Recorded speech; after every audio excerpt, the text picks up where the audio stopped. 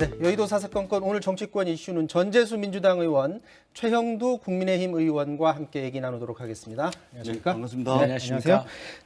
자, 지금 문재인 대통령이 이렇게 얘기를 했습니다. 이 군 스스로 혁신할 능력을 갖추고 있다고 믿는다.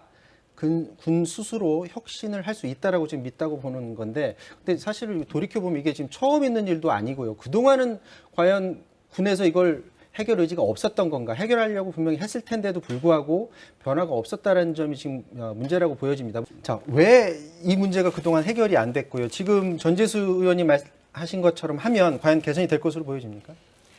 그렇죠. 이해가 안 됩니다. 왜 그 군에서 이런 문제들이 계속 생기는 것인지, 더구나 인권을 강조하고 남녀 평등 이런 문제를 다 강조하고 어떤 문화적인 새로운 그 쇄신 같은 걸 계속 이야기해왔던 정부 내에서 군에서 이런 문제가 폐쇄적으로 이루어지고, 또 이 지금 피해자의 그 남편의 진술들을 보면은 지속적인 가해가 있었고 지속적인 위협이 있고 이랬는데 왜 그것이 해결이 안 됐을까? 지금 이제 민주당에서 논의하고 있는 것은 군법원 체제 이후 뭐 이런 재판 이런 문제인데, 이게 아니라 이런 일이 일어났을 때 초동에 이 문제를 잡고 또 이 문제 자체를 아예 그냥 차단하는, 이 문제 자체가 발생하지 않도록 군 내부에 강력한 어떤 문화랄까 이런 기관 같은 것이 세워졌어야 되는데, 가끔 이제 보면은 우리 보면은 제로 톨러런스라 그래가지고 미군 같은 거 우리 우연히 이제 FN 같은 거 들어보면은 제로 톨러런스 얘기 많이 나옵니다.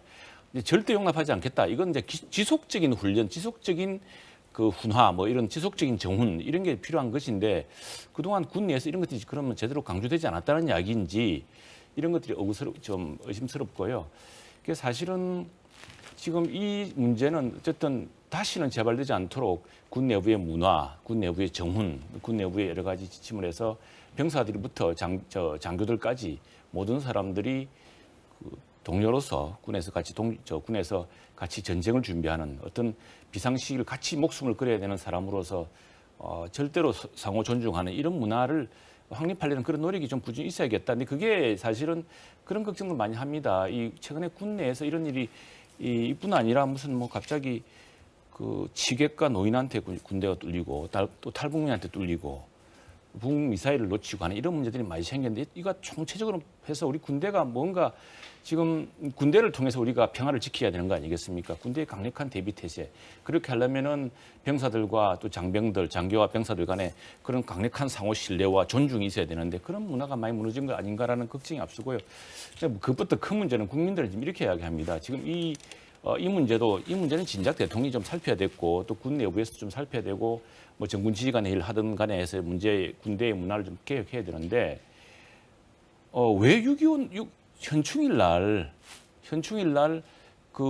이 전몰 장병들, 또 6.25 때 목숨을 잃었던 우리 군인들 이런 문제들에 대한 추모라든가, 또는 지금도 핵 미사일을 강화하고 있는 북한에 대한 우리가 평화를 지키려고 하지만 도발에 대해서는 분명히 하겠다고 하는 그런 분명한 메시지 같은 게 필요했는데, 마치 3.1절 날 독립에 관한 이야기가 없고 5.18 날 광주에 관한 이야기가 없는 비슷한 이런 추모사가 너무 어색하다라는 이야기를 많았습니다. 예, 지금 이중사가 피해자가 성추행 범죄를 당한 건 3월 2일이라고 합니다.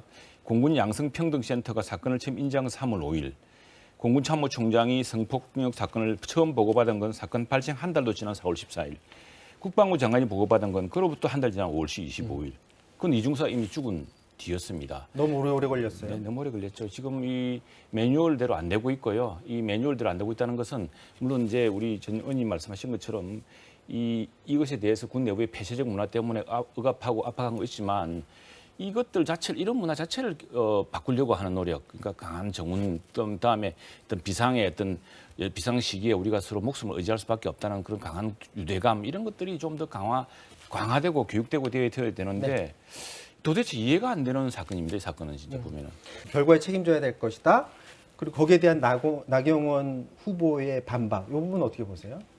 그건 다 이제 당원들 중에서 걱정하시는 분들도 있고, 또 사실은 윤 총장이 대권 후보가 되려면은 극복해야 될 여러 가지 의문들 중에 하나 아니겠습니까? 네. 그런 것들을 이제 당권 주자들끼리 서로 주고받는 것은 당연한 일이라고 생각합니다. 그러다 실제로 당원들이 일부라고 하더라도 충분히 걱정하고 있는 일이고, 그것들이 다 다뤄져야죠. 다만 저희들이 이제 보니까 또 우리 당원들의 고민, 그리고 국민들의 특히 당원들의 고민이 이런 것 같습니다. 영국에 보면은 젊은 30대의 당권 주자 당 대표가 한 사람은 성공하고 한 사람은 실패했습니다. 이게 누구냐면은 2005년 12월에 영국 보수당에서 39세의 데이비드 캐머런이 당 대표가 되어서 정말 토니 블레어의 노동당에 연전연패했던 보수당을 새로 이끌었거든요. 그때 했던 것이 따뜻한 보수주의라는 걸 가지고 자유시장 경제를 중시하면서 영국을 새롭게 일으켜 세웠습니다. 또 한 사람은 13년 만에 정권을 내준 노동당도 젊은 대표를 선택했습니다. 41세 에드 밀리밴드였는데 이 사람은 좌측으로 가가지고 완전히 데이비드 캐머런 또 대패를 했습니다. 그렇기 때문에 이 젊은 바람이라는 것이 과연 경륜과 어떻게 결합되면 좋은데 이게 한쪽으로는 성공한 케이스도 있고 실패한 케이스도 있기 때문에 그런 고민들이 지금 우리 전당대회에서 당원들 사이에 좀 생각이 나오고 있는 것이고 또 그런 고민에 일단이 묻어가지고 중진 후보들 간에 또 신진 후보 간에 이런 설전으로 이어지고 있는 것 같습니다. 그런데 지금 어쨌거나 국민들의 뜻 또 윤석열 총장이 스스로가 뭐 대권 후보 될 거라고 꿈에도 생각했습니까? 지금 정부 여당이 만들어준 건데 이 별의 순간들이 어떻게 이어질지 윤석열의 별의 순간 어떻게 이어질지는 국민들이 판단할 문제라고 생각합니다. 네, 여의도 사건 여기까지 하고요. 지금까지 최영도 전재수 의원과 말씀 나눴고요.